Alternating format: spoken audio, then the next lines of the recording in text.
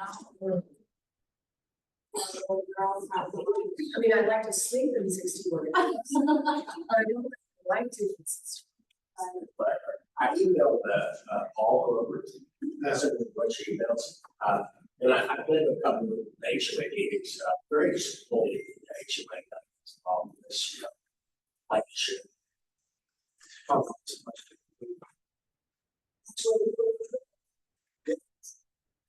Do something, don't sit there.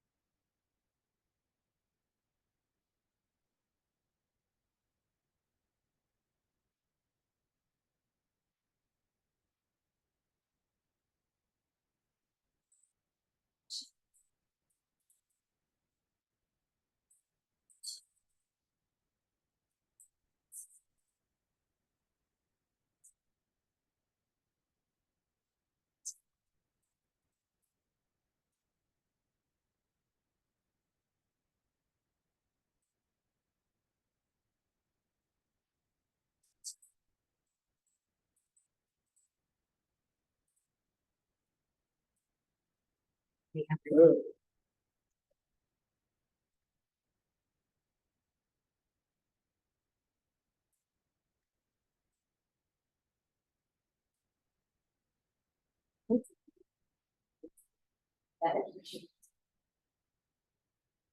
Hey, how you doing?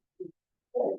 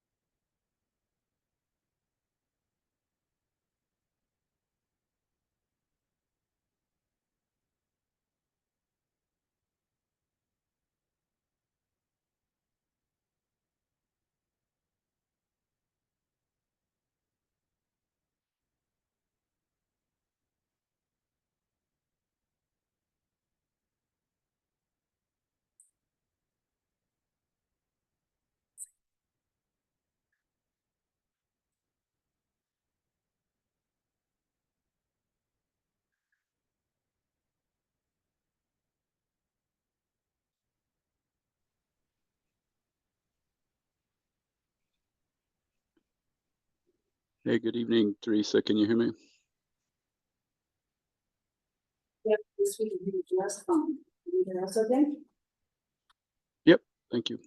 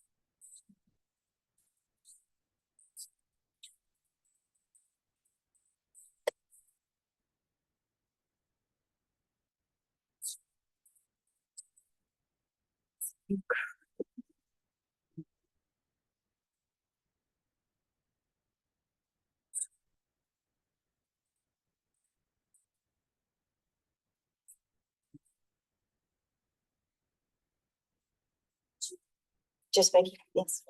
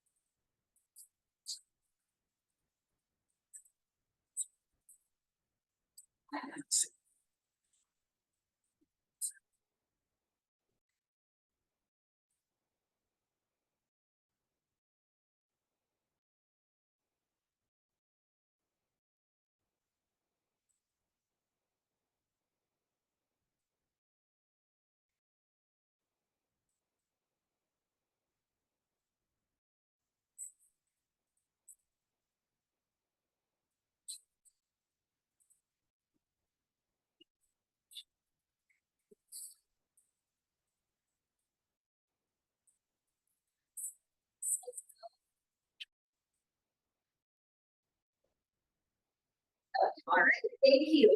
Welcome everyone to the District 2 Advisory Meeting. Today is Monday, June 9th, 2025 at 6 p.m. We're in the training room at Fire Station 20 on 2255 South Greenwich Road. I am Becky Tuttle, and it is my privilege and honor to serve on Wichita City Council. First thing we're going to do, as always, is everyone from the District Advisory Board to introduce themselves and your favorite thing about Wichita, and you can't repeat what someone else said. So I'm going to go ahead and start with, we have two District Advisory Board members who are joining us virtually this evening, and I should mention we do have a quorum, so that's why we're going to go ahead and get started until a few people are on their way. But Chris, would you like to go ahead and go first?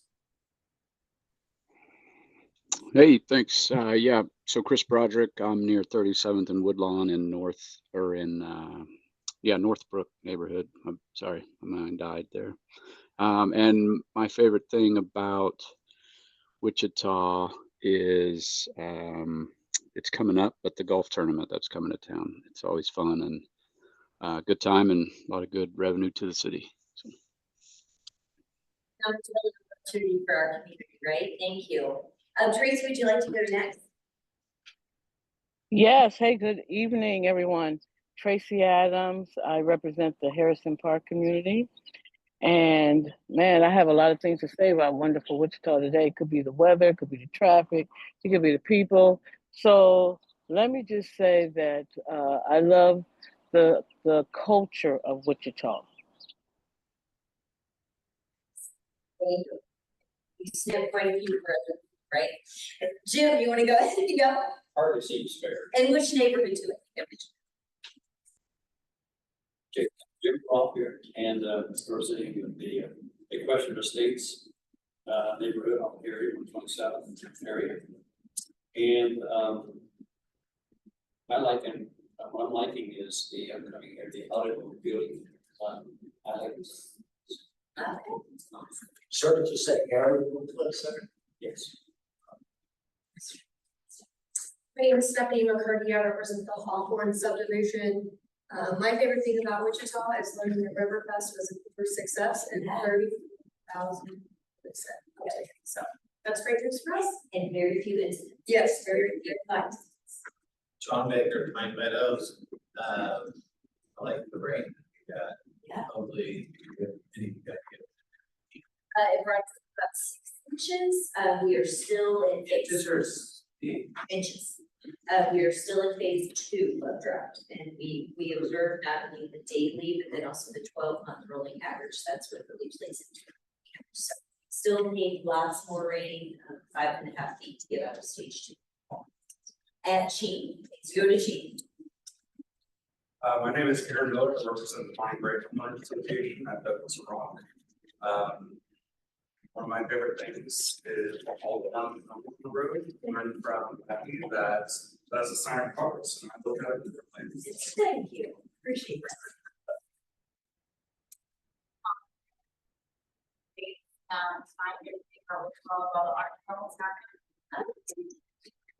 Thank you for y'all for being here this evening. Appreciate your service. Also, just want to make a mention to thank you to all of our district advisory members who attended the all DAB training meeting that happened a few weeks ago now. Appreciate you being there on a Saturday. Appreciate your time and commitment and interest in wanting to learn more about service. So thank you. And it was Chris, Mila, Faith, Jim, Tim, and Bruce were the ones that attended.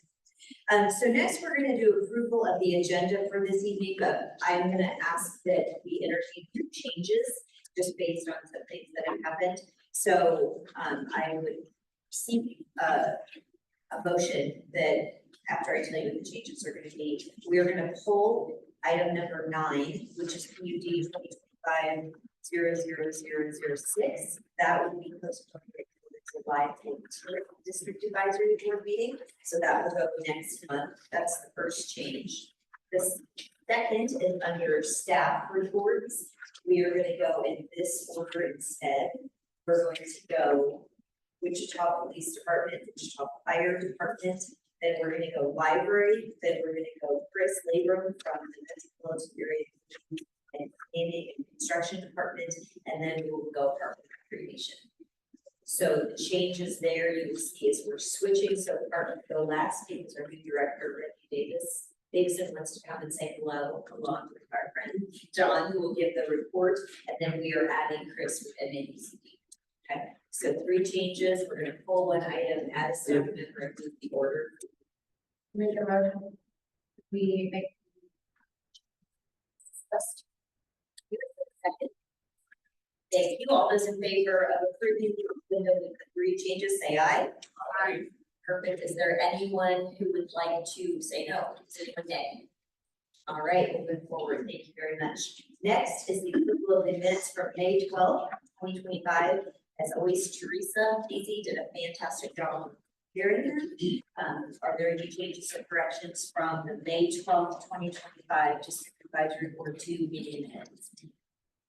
Seeing none, I would entertain a motion to approve. Thank you, Eric. Is there a second? Second. Thank you very much. All this, is there any, we're going to call the motion. Remember, if you weren't here, you will need to abstain. So all those in favor, please say aye. Aye. Anyone opposed? Anyone need to abstain? Aye. So like I said, we're going to have the staff reports, and we're going to do the public agenda so that way Chris can give his presentation, and then we'll have open comment for anyone who is not on the agenda item.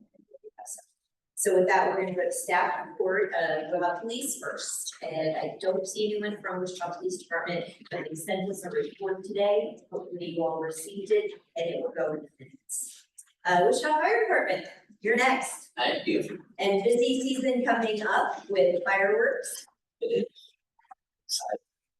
My name is Colby Robertson. I am acting Type Chief of Type 3.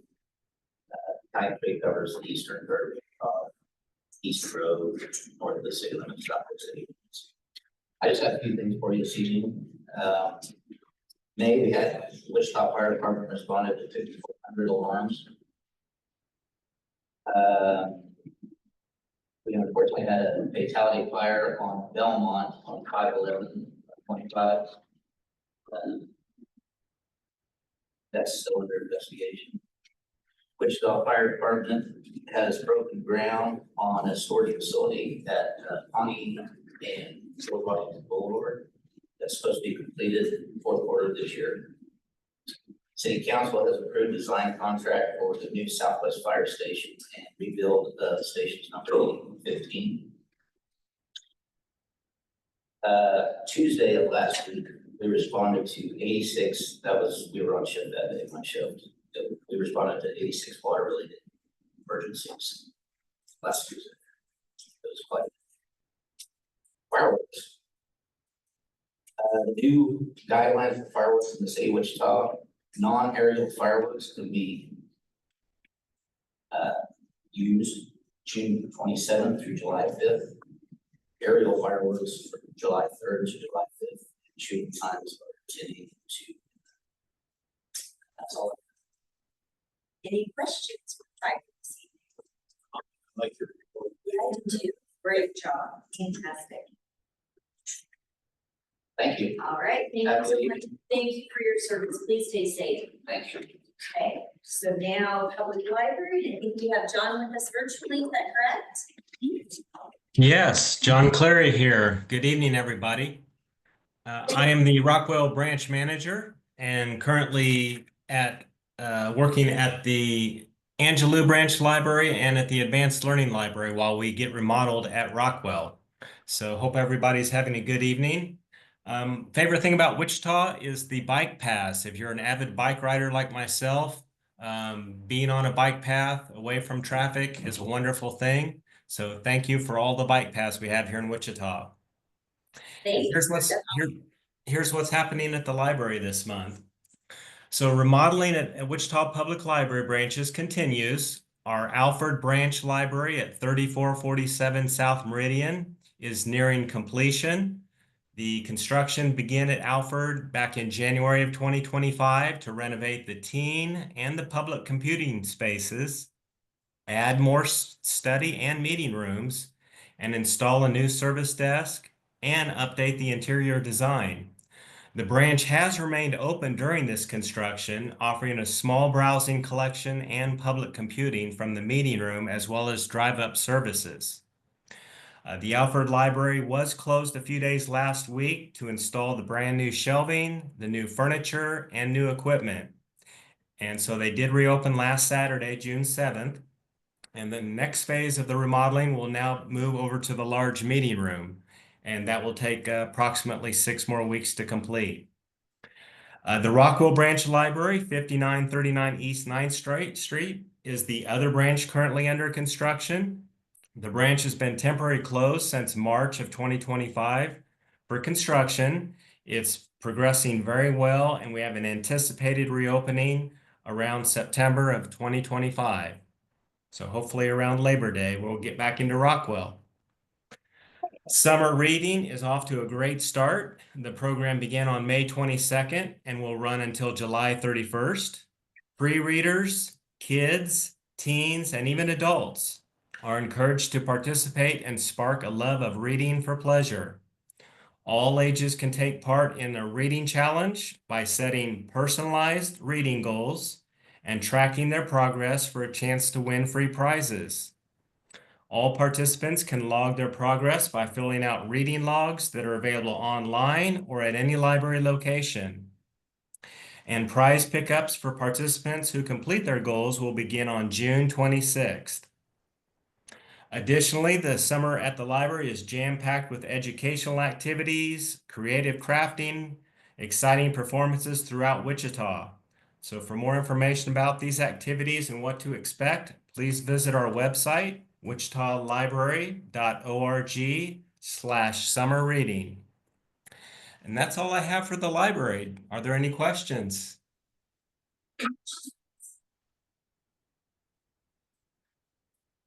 John, I just want to say thank you to you and all your team does, especially in the summer. I used to be in school districts. I was a school counselor and saw firsthand the effect of summer learning loss. And then also you provide a safe, cool environment for those who may not have access to air conditioning during the summer. For some of our vulnerable or seniors, low income, homeless. You also offer great programming activities, so kiddos have things to do in the summer. So just thank you to you and your team for all you do. Absolutely, and thank you for everything you do as well. Thank you, John. Have a Have a wonderful good evening. evening. See you next month, if not before. Yes.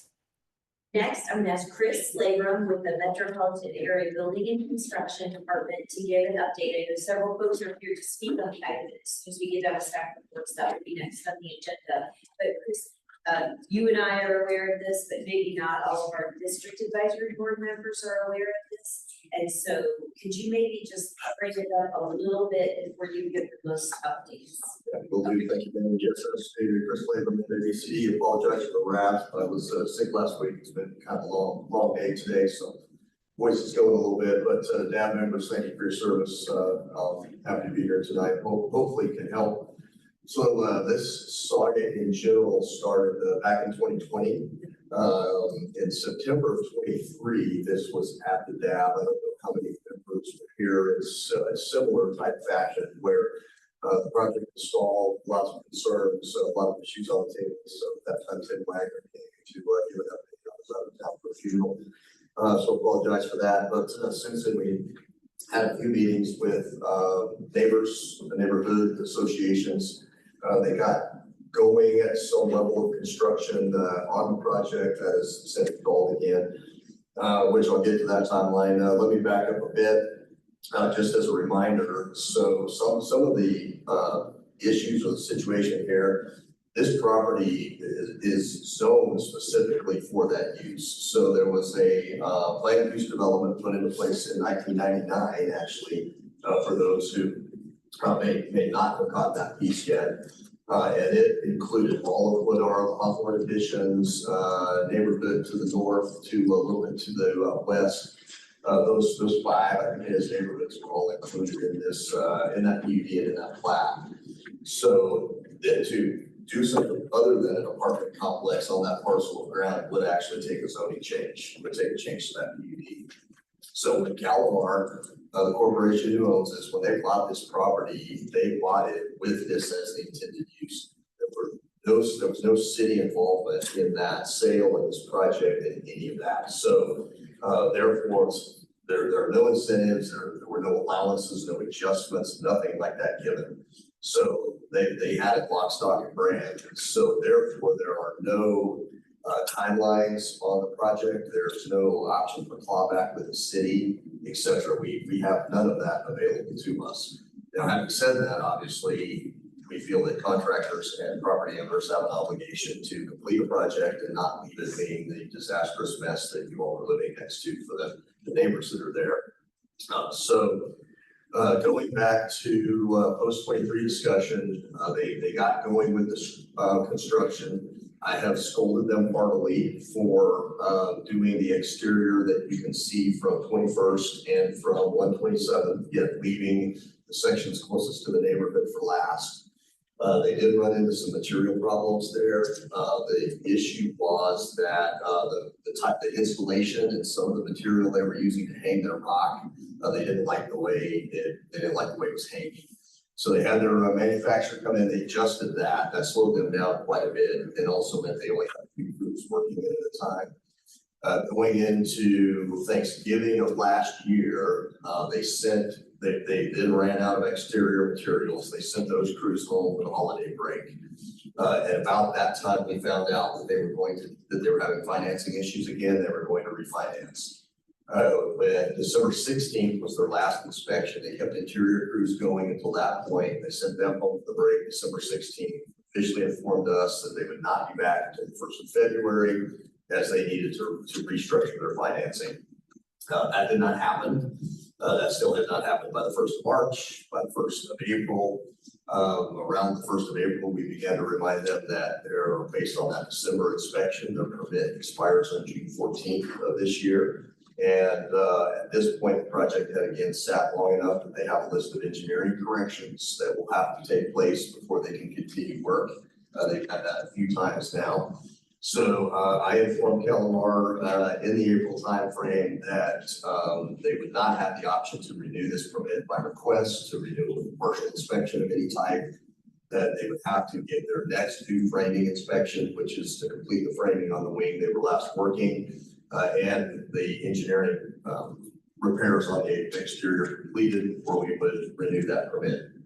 Now, part of my motivation in that was thinking that they would have crews back in place in April, by 1st of May at the latest. And we felt that would require them to come back in full force and to work this aggressively, not to be able to piecemeal it. So I did not expect to be in a situation like we are now, where the permit will expire on Saturday, and there's obviously no one to be ready for inspection, at least anywhere near the criteria that I put forth.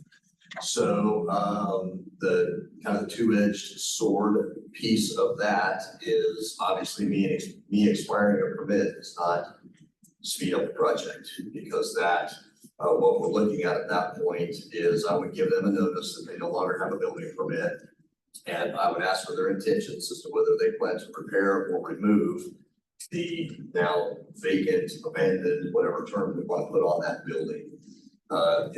I assume they will say they want to repair it. If they tell me that, then they owe me a new set of plans with new engineering, new architecture, all of that. So those are some of the things we will still need to work through with them. And as we have informed them that if we go forward with the project, we intend to move it forward as a remodel. I say that the way I do because I can't make those decisions unilaterally. I have a county legal department, I have a city legal department, I have a district attorney, and a city council, especially Councilmember Tuttle, who have a say in that process. So we will continue to evaluate this to see, based on their next actions, what we think is the best course of action going forward. Again, my hope was to hold that over them and motivate them to get a lot of crews working the building quickly. They continue to state that their financing is on the cusp of being completed, but I've been hearing that for 4 months now. So and I know it doesn't change the situation we're at. They have explained the issue behind the financing. Ma'am, are you all interested in hearing the quick version of that? Sure. So they're the company that they had coming out of COVID, they obviously had a lot of financial problems. They were way overextended in COVID. They had 5 projects across the nation similar to this. There is one in Topeka. It's a little bit further finished than this one, but it is stalled. It's in the same kind of scenario, dealing with the same thing, talking to each other, trying to figure out the best way to handle it. So the company that they refinanced with mainly owns office space, and most of that in the Dallas-Fort Worth area.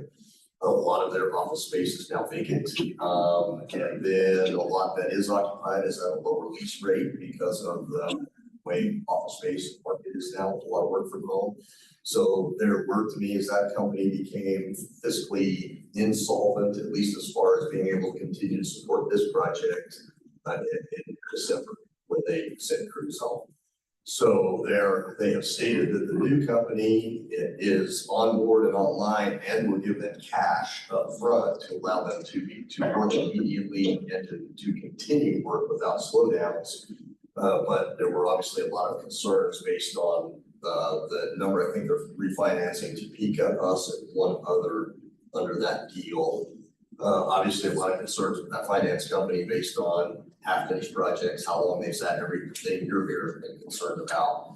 So they've gone through multiple inspections. I've had inspectors out there with this title company, with a few of them to be there when they went through the building. At times, I was actually back in the fall was the last time we did that. But so that they are still stating that as a slowdown. I don't have any other information beyond that with them. So we can do this a couple different ways. Technically, we would take public agenda on this after we finish the staff reports. John, you're next. Would you be okay if we entertain some questions now and then let people make comments just so it's all in one discussion item instead of stopping and then going back? Is that okay with you? Yes. Okay, thank you. So are there questions from the district advisory? first. What was your last communication with Chris? Were you talking to David? 2 or 3 times a week. This morning, I actually stopped at the site, talked to the superintendent. I usually stop by there once or twice a week myself, in addition to anyone else who may. And then I have been emailing Jared Hill, who I think some of you all saw at the last meeting. I think him a time or 2 a week. Okay. His communication has waned a little bit, but he did. I had pinged him on Thursday. He answered me this morning. So we can correspond briefly. Are they confident that things are going to start moving for them? Or That are they showing any confidence to you? I guess. that they continue to tell me they're on the cusp of financing, and they feel that they're telling the superintendent to be ready to get crews back to work. They actually they were talking about inspections today and trying to get firefighters out there. They feel that when they stop working in December, fire had given them some corrections on the fire sprinkler systems and the wiring around it, that the crews had fixed, but then they moved on to Topeka and had never called those inspections in. They feel that that with those corrections, if they can get that crew down here this week, they have enough framing finished that they just get to be out there for another inspection. I don't agree with them on that right now, but we'll see where that takes us. We'll see if they can even get anybody here this week. The last time we put a immense amount of pressure on them, they really stepped up and they at least got the job site cleaned up. They got the exterior based on, so when people were driving by, they were no longer just looking at the green building. I mean, so they did do some corrections the last time we put pressure on, so I'm a little hopeful that we don't take it down. Chris, I have a question for you. So what if they don't meet the next benchmark by Saturday? I know and I ask questions. Sorry. What recourse do we have? And I have to take understand they're very frustrated. They want us to tear the facility down, all sorts of things. Legally, what can we do? So at that point, if they have no commit, I would push this back to them for their intent to repair or remove the building.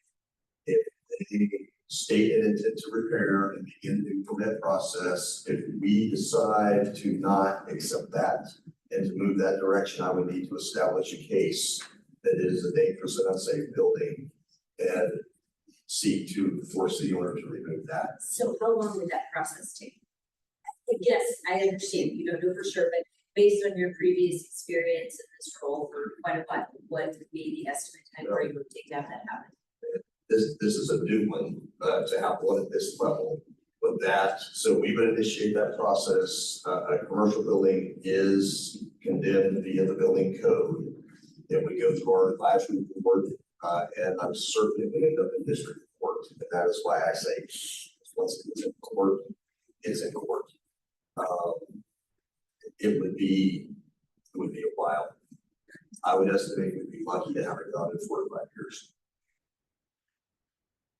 Okay, so what I would like to do, if it's okay, if people have questions for Chris, if you could ask your questions, and then we'll have comments, and then if you have the raise of questions. Do you have questions? Well, it's a question. Okay, does anybody have any just kind of logistical Yeah, questions? Yes, sir. I think this company's been proven you can't trust them. I said, and several said in that meeting in Trinity a couple of years ago.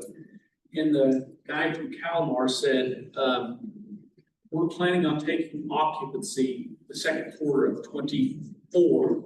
Right.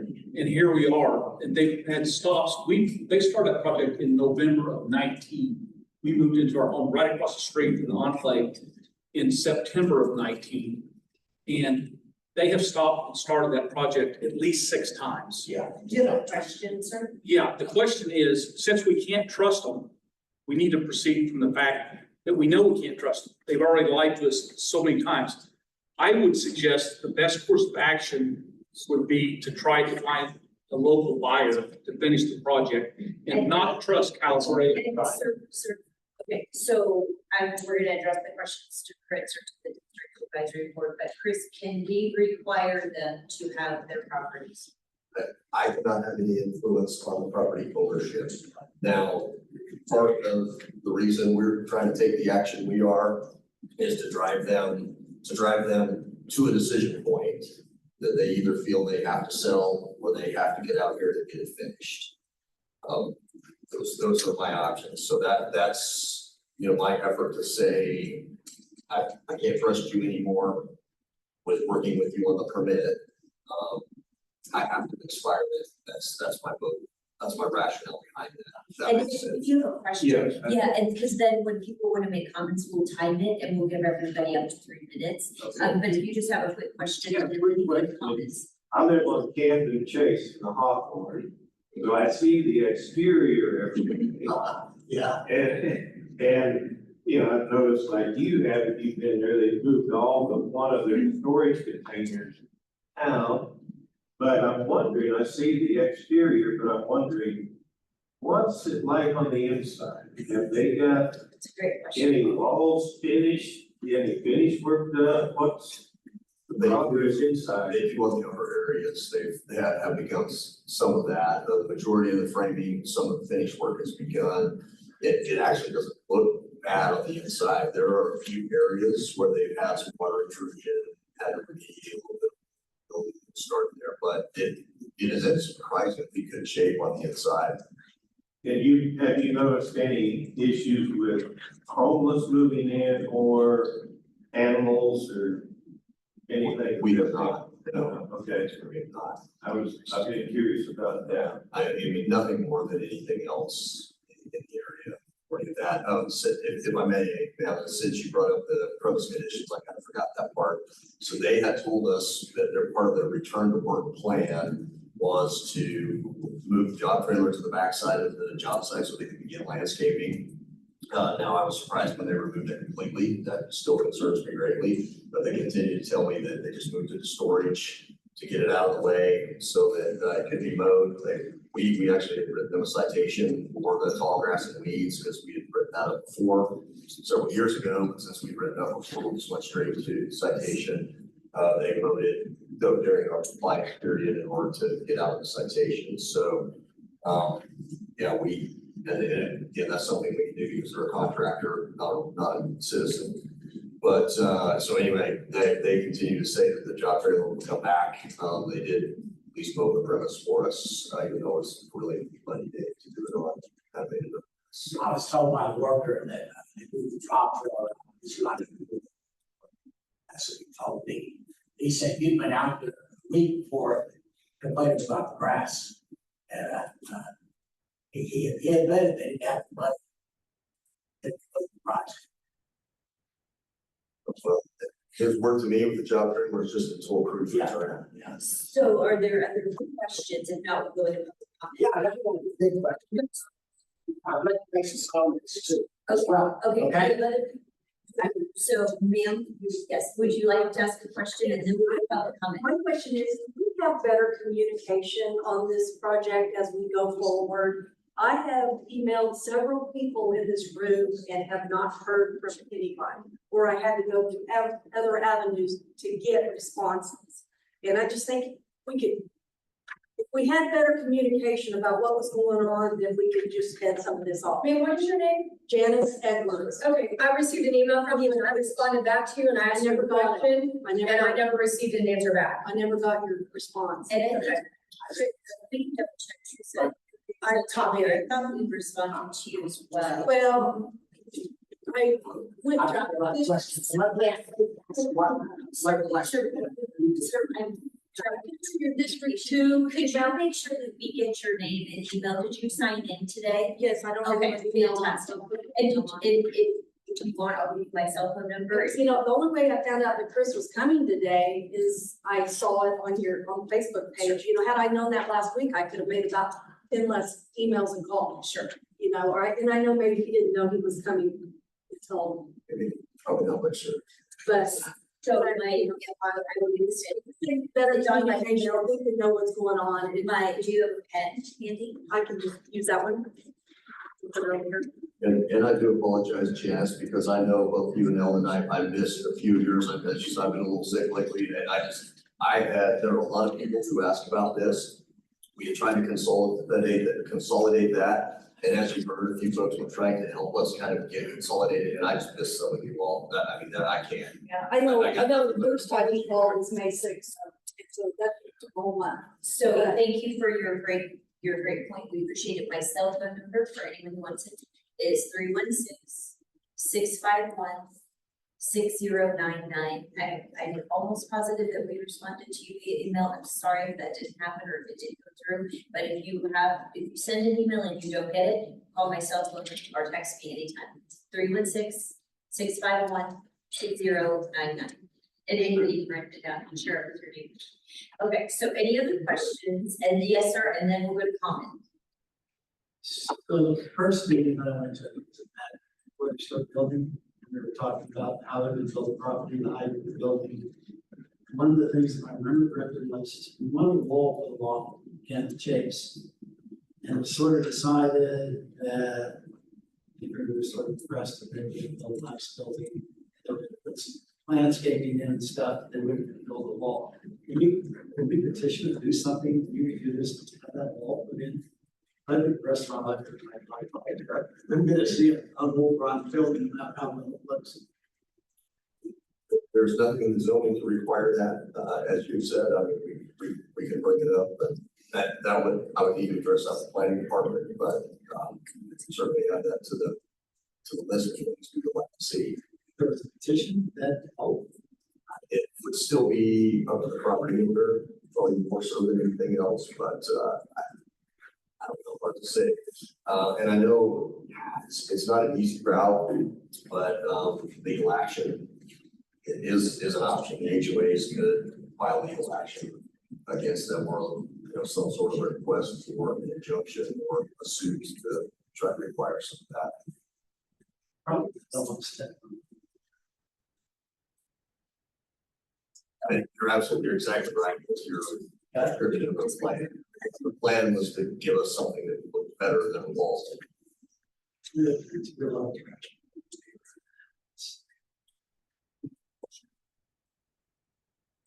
So this is basic questions. Okay, so now what we're gonna do is then. So my question. Yeah. Well. If it's a comment, what we'll have you do, if it's like a comment more than a question, would you please go to the podium and then state your name and address for the public record, and then you can have 3 minutes.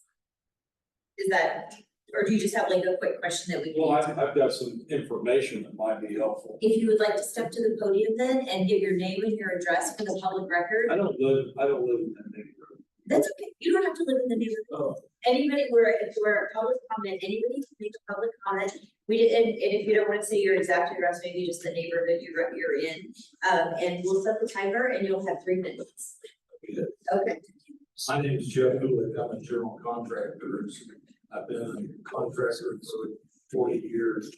I was contacted by a group in Dallas that wanted me to go look at the building and see if I wanted to take it as far as finishing. So I think a really good question would be to call the contractor, or they've got the East Coast, or New Jersey, or something, and see if they're even involved in it anymore. Because it was my understanding there's a group of investors that invested money with this company to build this, and they have dropped the ball on it. So they're looking for someone to finish it.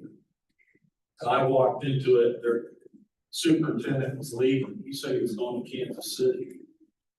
But as far as, I think the question ought to be asked to this company is if they're even still involved in it. Because from my understanding, from an email I got with an equity group, that they were looking for someone to come in and take the building. We can ask them, but we can't force them to sell their property. Is that correct? But find out who the people are that have the investment. Because they want their money. Thank you, sir. And I'll reset the timer for 3 minutes. Bryce Ward at 13402 East Mainscape Street in Hawthorne. And it's been 5.5 years. And I saw Mayor Wu. She was with the developer of Waterfront. And I forget his name. He told me that he contacted Calamar, tried to buy that. They wouldn't do it. And so they lie constantly. So they're not, I could give you exhaustive emails and articles about Calamar, lawsuits all over the country, 19 lawsuits in Kansas, they're a disreputable company. We don't want them in Wichita. They also, the ones that had finished, there's lawsuits by the residents on raising the rent 40%. We don't want that either. The windows have been open on all sides of that building. It's been constant rain, okay, in that building. There's got to be mold issues. I've got an article from the Better Business Bureau, a complaint that people are complaining about mold in one of their finished buildings. So the city of Wichita would be liable years later if they keep passing these inspections and that occurred, okay? We need to tear the damn thing down, bulldoze it. Now, my big question is, we've heard for 5.5 years, there's nothing we can do. Then what do we need to do to get a law change, get some different laws to be able to do something? Do we need to do new laws in the city of Wichita for situations like this to get rid of this, okay? I sent an email to Mayor Wu this morning and asked her if she could help, at this, because it makes the city look inept, okay? And we shouldn't have to put up with this. It's just beyond the pale, okay? Way beyond the pale. And it's not going to do any good to talk to them. You're wasting your time talking to them, because they never come through. So please don't renew that permit, please, That's all I got. We just need your help. Somebody do something, please. And so far it's been nothing. We got a big nothing. Okay, so we need to change laws. Do we need to change laws? So Chris, could you come to the room? Thank you, sir. So Chris, regarding, can we tear the building down? At this point in time, Okay, thank you. So regarding changing, right now, would you please explain, is it city statute, is it state law, is it both the process that we're and So, yes, if we were to go take the building right now, it would be considered a taking.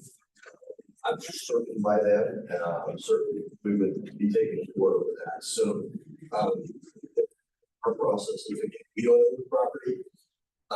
We don't like what's going on, but there is a due process piece of that, and we have to let that play into the point that we can legally be able to take that. I know it has been asked before because we don't know that exact timeline, so we say it would take several years to get through that. As someone said, well, it's been sitting there for years, it could have been gone a few times by now. That's not accurate because we've not had a case. The 14 June is the first option I have had for a case against this property. It's fenced, it's secure. Granted, there are issues, but not more issues than we see with any other construction project by law. I so realize I'm talking legally here. And, I know we've been called out there before about garbage going into the neighborhood. We found, and their superintendent was telling my folks pick it up. And as they were picking it up, they were going, the wind's not coming from the right direction right now. They looked at the material, there was material from that job site. They drove around the corner on the big old house that was being built north of U-Haul. It was coming from that job site. So there's, and we've had it flow over there from the Magdalene extension. So it's, when you get into legal type description of that you get into what you want, what you can prove, right? So. And in Blue Springs, Missouri, they made them tear it down and rebuild it. They sure did. Get a hold of the government in Blue Springs, Missouri. No, I do not have any evidence that they removed and rebuilt, but again, you're in a different territory when you have incentive programs tied to the building. So there have been other areas that have been successful, whether it is big company or others, but that's when the city has actually invested, either given tax breaks or some other way invested capital in the project. Can we sue them?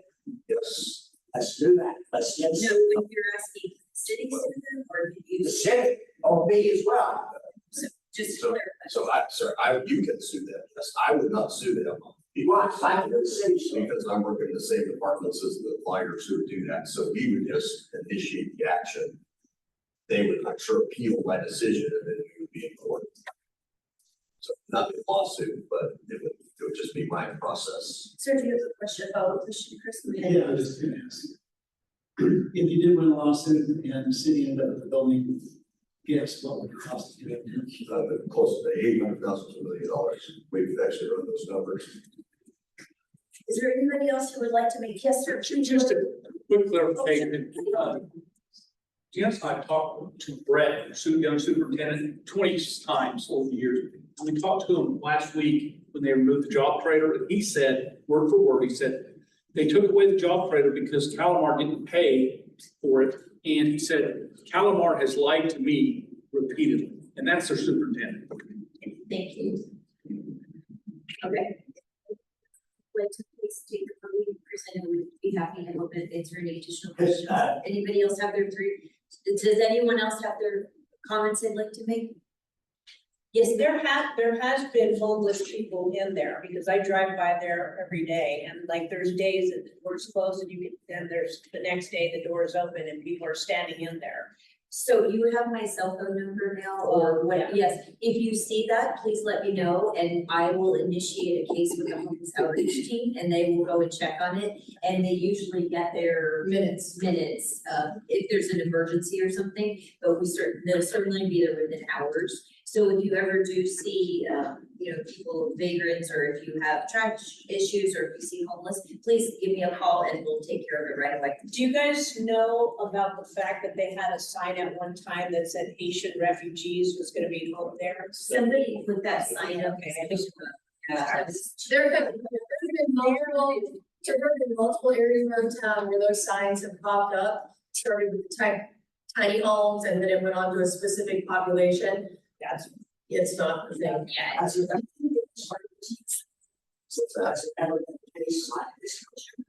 Yes. So there was a hotel remodel on the west side that actually is finished now. That was very similar. These were both doing about the same thing for a while. Now, part of the issue with this one is the new construction and where it's located. So that is fairly unique. I actually have two projects in the downtown area that are building renovations of very large structures that have taken longer than this one that are with similar issues. So this is, one's been 6 years, one's been about 6.5. So wow. Yeah. So, Chris, I have a question for you. So the permits expire on Saturday, correct? Yes, ma'am. So probably won't expect it on Saturday. You and I talk about this every week, sometimes several times a week. So on Monday, what will happen on Monday? Since it's happening on a Saturday, which is a business day, on Monday morning or Monday during the day, what should our very concerned residents who would absolutely have a right to be concerned, what should they expect? And that is a great question, ma'am. So when a permit expires, they have a 30-day period before it goes into a full void status.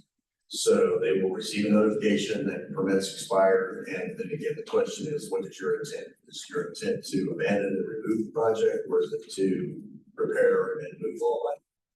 And we will begin that negotiation, and then we will see if I'm able to, we will have to see what we think makes the most sense. And if keeping the permit expired, sitting into a void status is what we think is the best course of action, I will have to take that action, see if I can get it to hold. So what I hear you saying, tell me if I'm incorrect, please. So on Monday, then you'll reach out and say you now have an expired permit. What is your remodel or to leave the property, correct? How long do they have to respond to that? 30 days. So on Monday, if anyone wants to reach out, maybe say by close of business day, if anyone emails me or you or Teresa, you can give a preliminary update, is that correct? And whatever you know about the time frame. Is there anything else you want to share regarding that, and then to see if anything that's commented? Or would you like to? No, I just have a question. Sure, please. Would it be appropriate for the city to engage a conversation about if they're not to go for the city, city facilitates a property, so it could be marketed. I see it in Michigan, I see somebody else in Michigan, but is it appropriate for the city to suggest that they be trying to consider selling the property? That is a great question. I wasn't able to get a flyer here with me this evening. Our flyers are kind of swapping out in positions, so I didn't have anybody available. The exact question there is appropriate. So for the city to suggest that they could sell the property. I believe from an economic development perspective, you can engage them on that. I have to stay out of that. Right. Based on my position, planning department would have to stay out of that, but I believe the economic development office could. I'm not saying that the city is responsible for that, but they would please facilitate the question. Is that something that they would? And certainly could assist them with contacts or meetings or exactly facilitate. And I will continue to have that conversation with the city manager's office. Yes. I just want to make a quick comment. July 7th will be your next, when do you have your meeting? Our next district advisory board meeting is July 14th. 14th. And this isn't actually an agenda item, we added it because we thought it would be important to have a public setting, so this probably won't be on the July, there's no agenda item for the district advisory. You guys are already busy that night, that other one, so this. No, that's not why, it's just not an agenda item. Yeah. Well, 30 days will be up, and then we know you guys are going. Yeah. And we can decide if we wanna, before we invited Calmar to come to town and had a community meeting in Trinity, we can potentially do that again, we can have another meeting, sir, can you? If they say they're gonna repair it, then they don't do it, and you redo the permit and they don't do it, what happens then? Just. I understand. Huh? I understand. Yes, they review the permit, it's open for 6 months again. See, that's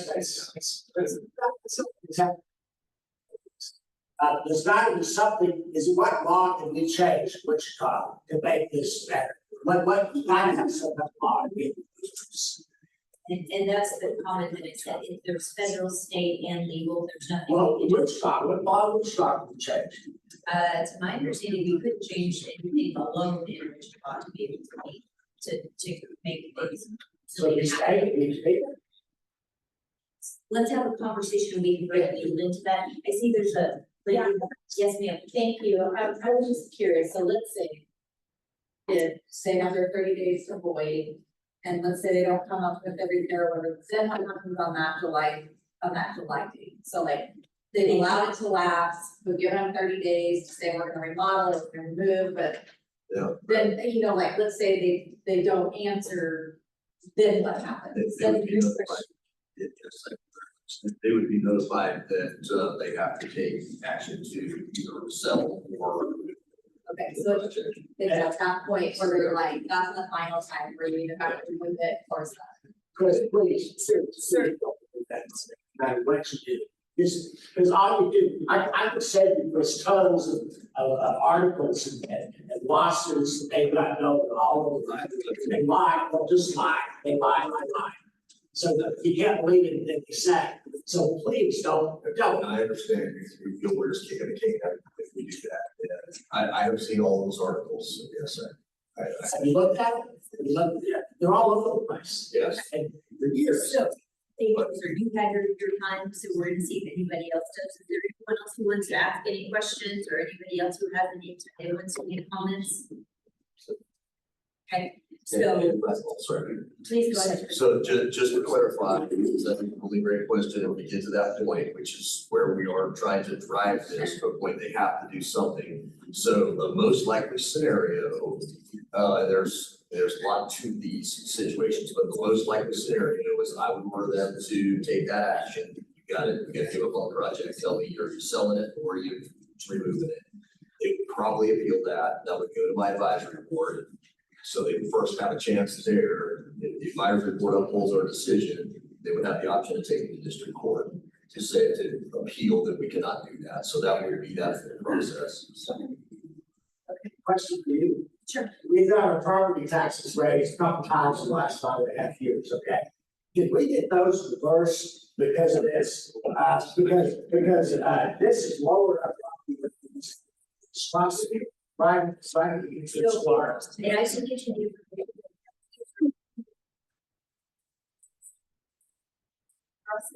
So if you would like that information, just you can email me or call me and I'm happy to send it to you. That's through Sedgwick County. Yep, you can absolutely appeal your taxes at any time. Ours were raised over 2 years, 39%. We appealed, they lowered our valuation $50,000. Yep. So $50,000. So what are you gonna do? Yeah. It's on the Sedgwick County website, but if you need help finding it, just let me know and I'll be happy to help you reach out. And I'm happy to help as well. I'm in the real estate business. I fought, helped fight a whole bunch of taxes and every single one of them I did this year got reversed. So. Any other questions? You just have to- comments for Chris? Thank you very much. I would just like to thank all of you guys for taking the time to take it. Very emotional for those of us that live there. I And we appreciate you guys taking that time. So No, thank you for taking the time to be here, and I'm sorry we're in this situation. And please know, we are monitoring this, we're doing everything we can within our legal. We have to be very careful because if it ever does come to a lawsuit status, we need to make sure that we have done everything appropriately. So, yeah, Chris and legal and I have talked about this many times. If it does get to that, we need to make sure we have done everything appropriately so that will be a success situation. So. absolutely. Thank you. very much. Yes, sir. One, Yes. real quick, who's your advisory board? Is that volunteer? It is, it's a board of code standards and appeals that oversees that, and it is made up of industry professionals. We have an engineer, a couple architects, class A, B, C, contractors, real estate agent, and a couple of applicants. And if you're ever, great point, if you're ever interested in serving on a board like the district.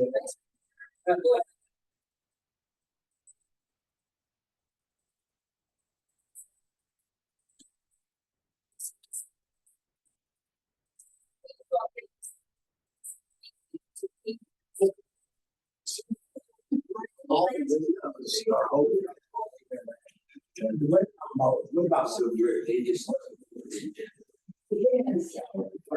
John, you.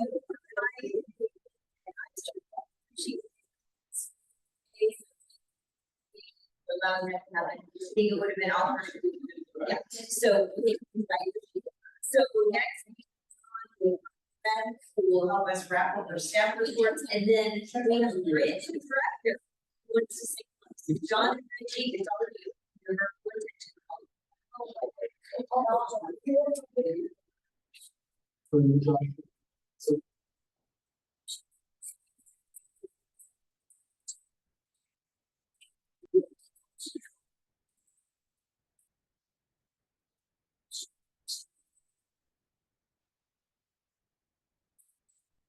Thing I do need to make, and I should have done this a bit earlier, I'm sorry, for the record, Bruce Gass has joined us and our district advisory board. Bruce, you want to introduce yourself quickly?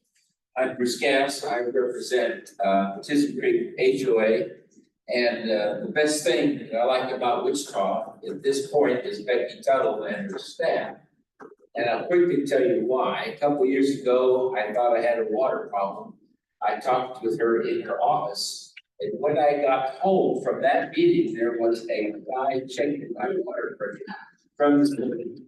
And the second thing I needed, our HOA had lights out and the construction had taken away a street light there at Woodlawn, you know, where the construction's all tied up with lawsuits. And we couldn't get Evergy to do anything. So I called, texted Teresa, right? Teresa, and within 5 weeks, all our lights were fixed and the new pole was up with a new light on it. That's why I think Peggy's the best thing. Thank you very much. You're very kind to meet you both, but I just hope that for anybody who's watching or if they go back and read the minutes from this meeting, that we do everything that we can. I always tell people when you call us with an issue in the city, it's gonna go 1 of 3 ways. Thank you for letting us know, oh my gosh, we can come and take care of this issue, we just weren't aware of it, thank you for reaching out. Number 2, thank you for letting us know there's gonna be some work that we have to do, but we're gonna try and resolve this as quickly as we can. Thank you in advance for your patience. Or number 3, thank you for letting us know, we're so sorry about this situation. We're doing everything we can, or there's nothing we can do because it's county or state, but what can we do to try and help? So when people reach out, we really do try and be responsive and listen and help everybody. So with that, John, it's all you now. John Sidwell, Recreation Supervisor at Boston Rec Center. And my favorite thing about Wichita is all our daycare and childcare facilities that provide opportunity for our families to have a multi-income home, which flourishes our economy here. So being one of those people that runs a rec center and helps make that happen, I'll give myself a pat on the back for that. Yeah. I am a huge advocate, as you know, for childcare, for early learning. The #1 predictor of adult health is 3rd grade literacy. #1 predictor of adult incarceration is 3rd grade literacy. If kiddos aren't reading at grade level by the time they're in 3rd grade, they're behind for the rest of their lives. So we need to make sure our children, our future of Wichita, are prepared for pre-K and K, and childcare helps that. So thank you. Let's gently step on myself. Well, I'll start off with the aquatic side, since that jump started here recently. In the month of May, we got all our pools filled up, splash pads, checked out and running. The pool's open on Friday, May 30th. It was intended to be open earlier than that. Unfortunately, due to the weather, delayed us a little bit to get started up and running. But in the month of May, we wrapped up some staff training in the final weekend of the month. We certified 22 lifeguards and we certified 56. We also ran a CPR class for some camp staff, cashiers, splash pad operators. Then also the splash pad operators participated in the defensive learning course to prepare for the season. Then on the athletic side of things, through Park and Rec, our sand volleyball had a large enrollment of over 40 teams, looking at 15 to 20 more this summer. And T-ball also had a larger enrollment, with now 8 teams participating in the T-ball. And then, of course, as you know, I'm a big advocate for American League, so I always bring American League. They ended their kickball season in the month of May. They really appreciated all the mascots that were there. Bill Hamilton ice cream truck came out on that last day, and they just seemed to have a really good time. Put in a shameless plug as a Miracle League volunteer. I am so sad that kickball is over. Like every Saturday, I still want to go. Those kids and the volunteers fill my cup. And I'm already signed up for August for swim. So if anybody wants to have just a short volunteer opportunity, it's 5 or 6 Saturdays in a row, helping our most vulnerable special needs kids have an opportunity to be included in sports. Please let me know and I'll help you get signed up. I'll do it with you. It is amazing. It's very rewarding. Just like I said last month, it's very rewarding. It changes your perspective on life, what you maybe thought was serious and what was not fair in your life when you're around these kids. They make you realize how maybe your perspective should change. So, I mean, even if you have maybe a high schooler who's maybe disgruntled, maybe have them participate in this and might help you see the world in a different view. Then I'll have my rec center in Boston. We started our tech camps and our specialty camps. This week we started up doing our video game design and movie makers. And those are designed for half-day camps, so they can either choose to come for a half day or they can sign up for 2 individual camps. We're running our camo camp this week. Registration has been really well so far this summer, and compared to some of my early June camps in the past. So that's promising. Also, the Boston Splash Pad was one of the few splash pads that were opened a few days before Memorial Day. So that's been available, and as the summer's been progressing. I've seen a lot more attendance out there. I think as I drove by it, maybe there and this way, we had probably close to 30 people out there enjoying that splash pad, which I can tell you when we had the pool is far more than what I've ever seen out there on a regular basis. So I know it's being heavily utilized by the public, so that's a good thing to see. And then also, a lot of our recreation facilities have participated in the school lunch free program in conjunction with USD 59, which allows kids ages 18 or younger to come in and have lunch. Some of our locations offer breakfast as well. Over at Boston, in my facility, which is a lunch only site. But that started May 27th and will continue to go until the end of July. So if you know anyone that's looking for a place to have a free lunch, just send them out and we'll make sure they get that. Then also at Boston Rec Center, this spring, we started a relationship with Girls on the Run. And now that season has concluded and they're looking to utilize the facility for practices again in the fall. And then also Girl Scouts has made the way into the rec center as well, and providing a place for the Girl Scouts to have a monthly meeting. At Rec Center over there, they usually work with Robert J. Gold, the Medical Center's whole health program. They don't have a facility or space to provide some things like yoga and Tai Chi. With the summer camps running, they kind of ran out of space to accommodate that, so they got moved out to High. But they provided us with the ability to cover costs for staffing to open and close that facility. But then the Open Streets ICT with Empower Evergreen, they held Open Streets ICT at Nomar on Sunday, May 4th. Over 15,000 citizens attended, which is a great thing to see. And just like I told you last month, now we're kicking gears headed towards our main downtown Open Streets ICT. Let's see here. The tennis center, they hosted a city league for 6A boys and regionals. And for those who don't know, month of May is actually the month of tennis, acknowledges the month for tennis. So rightfully, they were really busy during the month of May. They also hosted a level 5 tournament for boys and girls, 16s and 18s. And then they concluded the month of May with the Party at the Net event that had close to 50 participants, where they played double games, raffled off a new bag, and a racket, had a pro exhibition, and then concluded with some food. Then out at Watson Park, they hosted a 3-day camp for Scouts of America. They also hosted several school groups such as Brooks Middle and Central Christian Academy. Just like all our facilities in the month of May, we're really booked for graduation ceremonies, things like that. So we are usually Park and Rec, especially in our rentals, are heavily utilized for the public. But with that, that concludes. Are there any questions? Yeah, it was great job, great job. Thank you. Boy, I love how busy you guys are.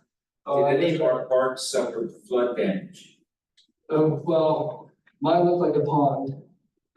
These, if you know along where Boston sits, right there where Woodlawn, it fills up pretty good, and then it backs up into Zimmerly. Usually when I get a good downpour like that, I can see, it usually comes into about a third into the parking lot, to where sometimes I have to stay later than I care to when it's raining.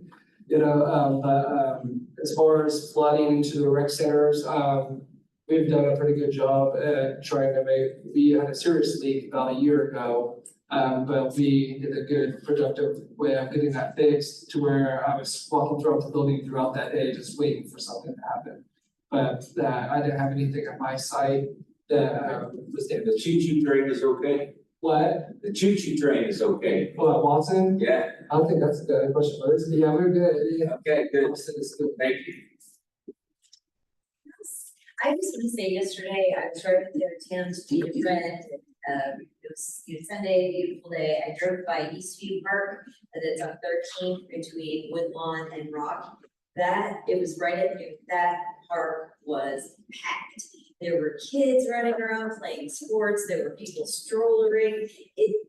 I literally just smiled. It was absolutely amazing to see that program, to see that park being so well utilized on a beautiful Sunday in June, Wichita, Kansas. So it's not lost on me everything you do. Thank you. I hope this is another plug. Don't forget about our Keen series at After Park. It's great live music. It's a great place to take your rolling if you know, or whatever you like.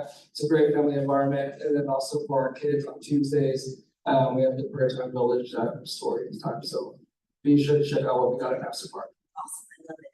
And thank you for your patience, Reggie, Director of Park and Recreation. Okay. Recently, I just need to say this, so 7 years ago, Reggie, I was a community member, I was on the District Advisory Board, and I got asked to be on, I was not on council then, to be on the selection committee for the Superintendent of Park and Recreation. And so graciously, I did it. Reggie was one of the 3 top candidates, and I said, that is the guy right there who's gonna make Park and Rec different in Wichita.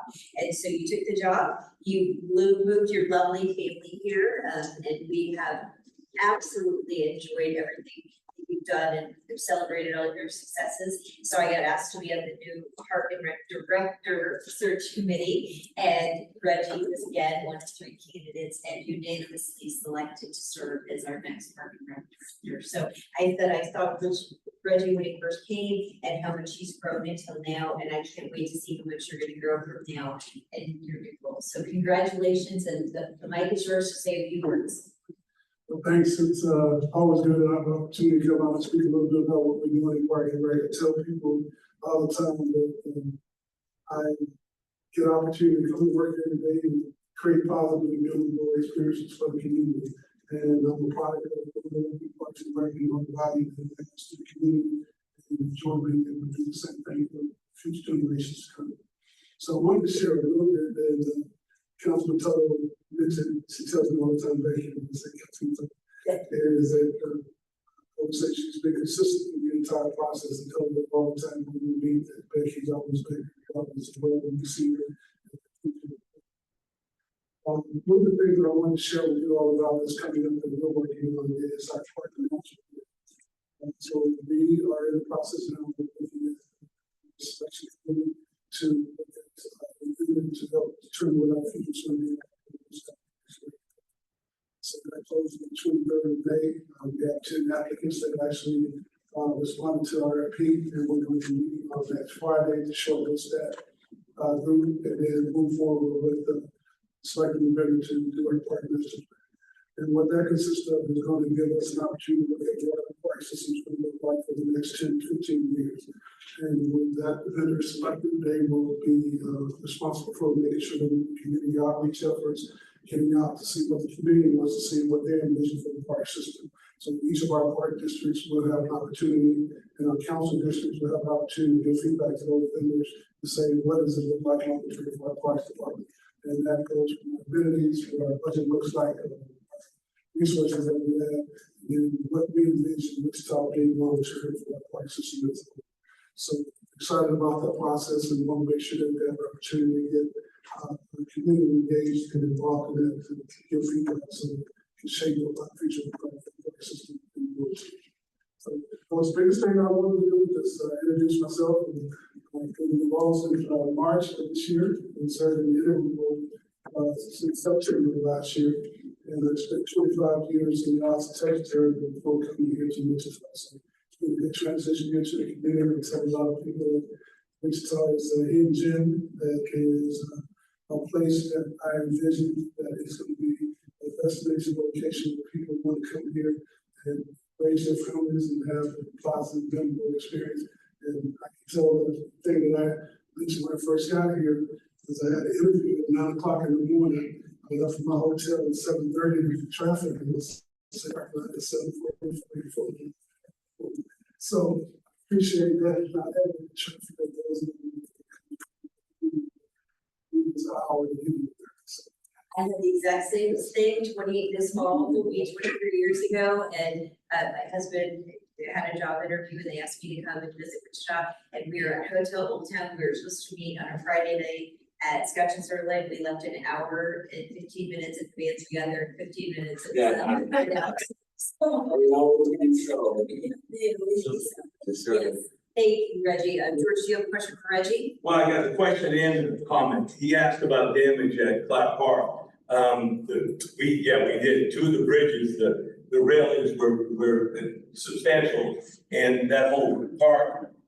And he forgot to tell everyone that we just opened on Wednesday, we opened cut the ribbons for the all-inclusive playground at Clark Park, which is beautiful. And now you don't have to drive way up to Central Park to go for it's all inclusive. They've got places for handicapped kids and everything, so that's great.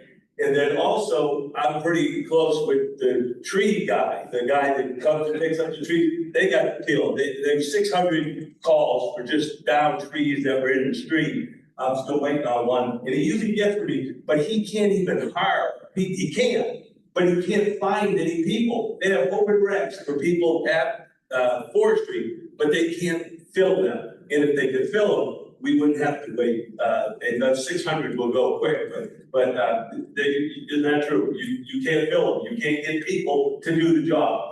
But and that's one of the challenges that we have is that we get people in, and when we do hire and train them, our team does a really good job of getting them there. And the private sector hires anyway. So that's one of the challenges that we have is that it's an industry, once you get that skill set, you become extremely market. And sometimes it's difficult for us to be able to pay at the rate that they would get in the private sector. We have a really great team that does a good job with the resources they have available. And just a testament to that, we had the ground breaking ceremony on ribbon cutting on Wednesday. And the park was completely flooded, had areas there where the bridge were down, the dog park that was there. And our team started at 5:45 that morning and worked up until the time that we opened the clock to be able to do it. So the people that we have are dedicated to take pride in the work that they do, and a lot of time they can get the credit that I think they deserve with all the hard work they put in. Reggie, congratulations. Good luck to you and welcome. We're glad you're the director. Thank you. You have a great team. thanks for coming. All right, so next on the agenda, thank you to everyone for being patient. We have Christina with MAPD. And it's college 2025-0070.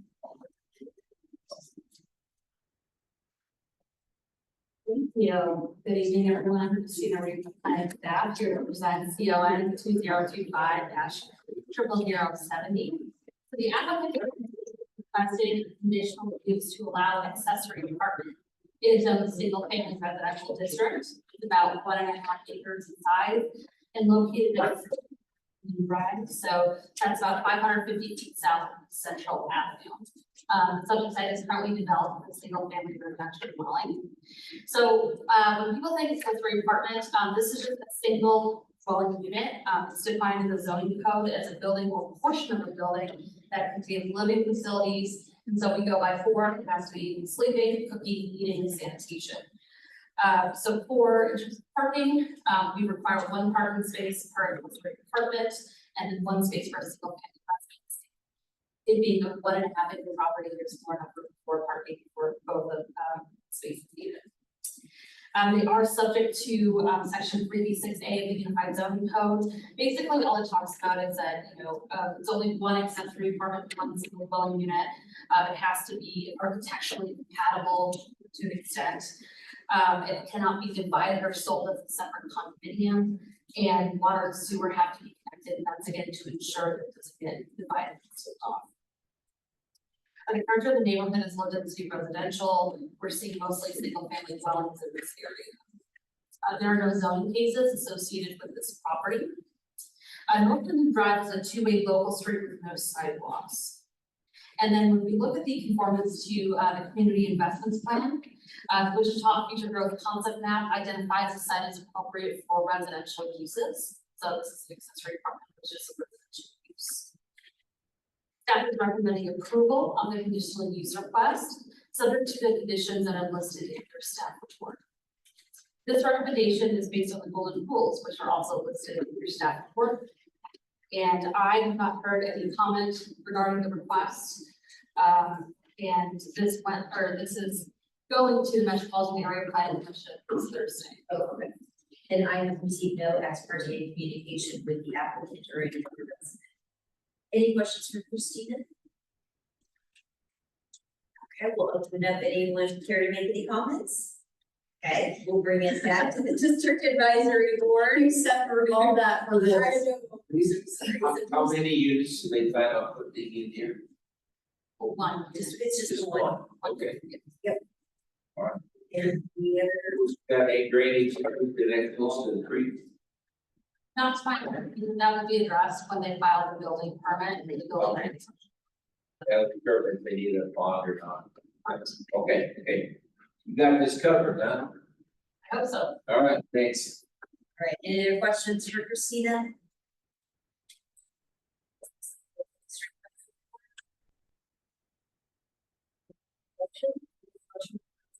Thank you. Any further discussion? All those in favor, please say aye. Aye. Anyone opposed? Hi. Thank you.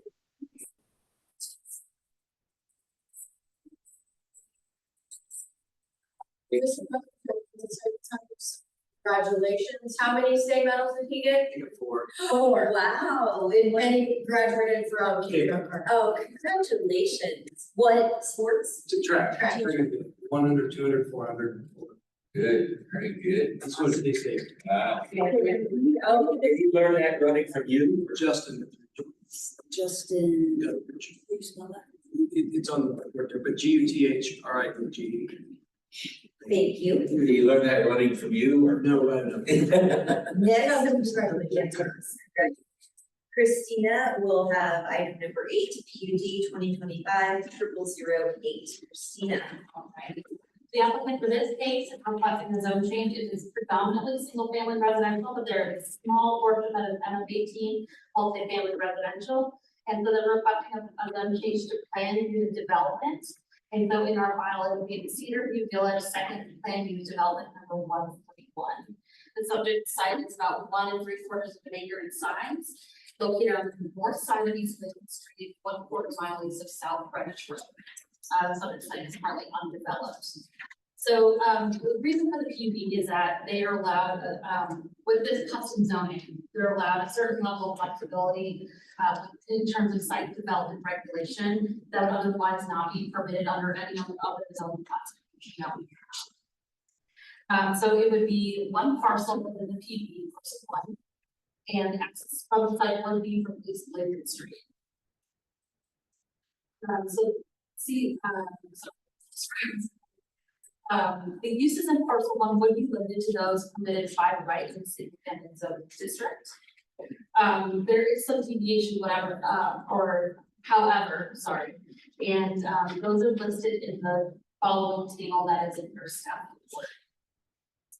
So the proposed PUD language, they're actually proposing 2 stalls per residence, and in the zoning code, they only require 1 stall per residence. Also, they are requesting that sidewalks would not be required, but will remain along the north side of the property, and then landscaping is not required for this residential development.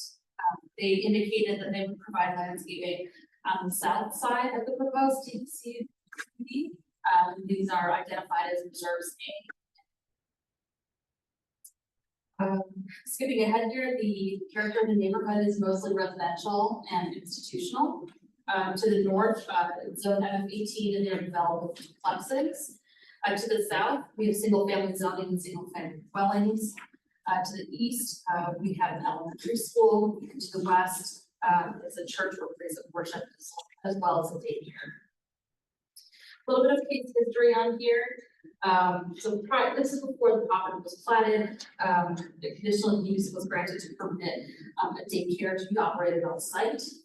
In addition to that, they were allowed 2 variances that year.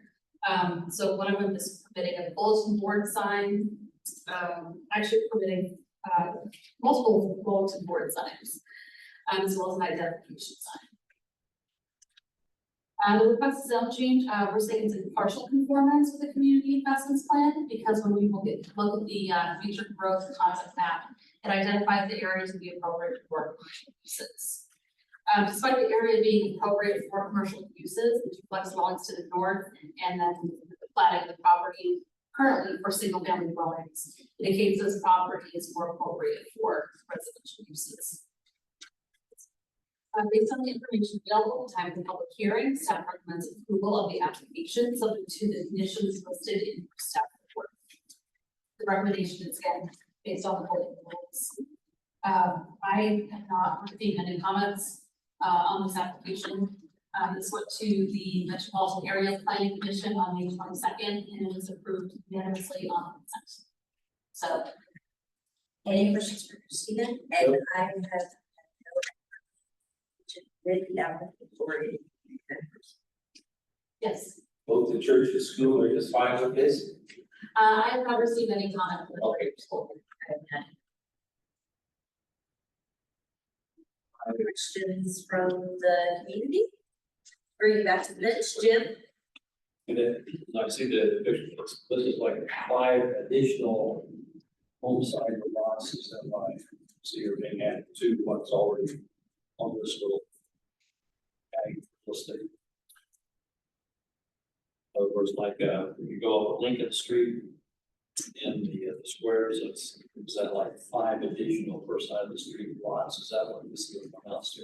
Sir, I'm Brad Denbeck, MTC Engineering, on behalf of the owner and applicant. My address is 411 North Webb Road. Yes, there are currently 10 lots. This PUD, if approved, would allow for 14 lots. The primary reason for this PUD is to change the density and the type of lots that would be allowed. With the type of zoning that it has right now, it would have limited to a 50-foot width lot. Whereas this, we've got some custom regulations that would allow for a smaller lot with it. We did just the minor correction. Thank you, Christina. But we did go ahead and just go with the staff recommendation of just standard parking requirements, which is 1. I think it's likely that all the houses will have 2-car garages and they'll have room in their driveways for another 2 cars. So that is the plan at this time. We have submitted a replat, so that replat is underway. So but with that, I mean, it's pretty standard or it's fairly simple PUD. It's really just addressing just land uses because we did rezone that little sliver of MF18 zoning, but really it's just making it smaller, potential smaller houses. But the reality is that the houses are going to be fairly substantial. But the whole point of this is to try to increase affordable housing in Wichita. With being a single family house as opposed to a duplex, the owner had reached out to some folks and they were just complaining they couldn't seem to get houses that were, nice houses, quality built houses that were, under 300,000. So the goal is to try to, effectively have some nice houses that are possibly open to first time home buyers. So it'd be like 2-story. I think he's planning on doing a single story, but certainly with there's the height restriction does not prohibit a 2-story. Square footage. I think in the 1,200-1,500 square feet. It's not big houses, but I think about my first house was 1,200 square feet in East Wichita. So yeah, it was not 300,000. So that's the main goal, is to get some houses that people can actually afford to build and get into. And that would probably be in what price range? I think the goal is to keep it as low as possible, but I think in the mid 200s is probably where low to mid 200s is where it's at. There are other developers that have been very successful in that market, that price range. So I think there is a case study for that. So with only 14 lots, I sure find 14 buyers for those. Any questions?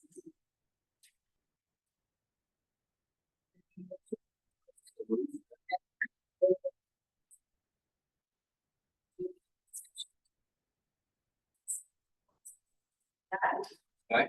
Anyone opposed? Excellent. Thank you. Do you have questions for Julie? Yes, I do. Could I ask you a couple of big picture questions? If you tell me what you can, okay? Okay, all right. My first question is, are we approaching housing enough? From everywhere I turn, there's apartments and homes, every direction. Are we approaching the big picture for enough housing for people in Wichita? And I'm going to answer that just because it's a very loaded question that I feel that I don't have the capability of answering. Reach out to me, Bruce, and we'll have that conversation. All right, very Yeah, good. I will. Thank you very much. You guys do a great job. Yeah, love to come back anytime. Just let me know. All right, so finally, before we adjourn, just to note, and I didn't catch it, my bad, in the minutes, it said that the next meeting is June 9th, it's July 14th. Right now, based on the information that I have available, the PUD 0006 will be back on the agenda. The reason we have so many chairs in the room tonight is we didn't know how our discussion was going to happen. We also had anticipated for that case to happen. So I would anticipate next month, if everything proceeds, it will happen, and there will be a lot of people here for public discussion and comments. So bring your soda, bring a snack. We may do it for a while, so just wanted to give you that heads up. But the next meeting is July 14th. I hope between now and then, everyone continues to enjoy your summer. You have a fabulous 4th of July. Still here for a few more months, but reach out to me anytime you have questions, you want to have a discussion, you want to have a dialogue. We're always happy to have a conversation. So any other good of the order of business? If not, I would entertain a motion to adjourn. I second. Second, all those in favor say aye. And Teresa, thank you for all you do, rock star. Yes. Thank you. You're not going anywhere, are you?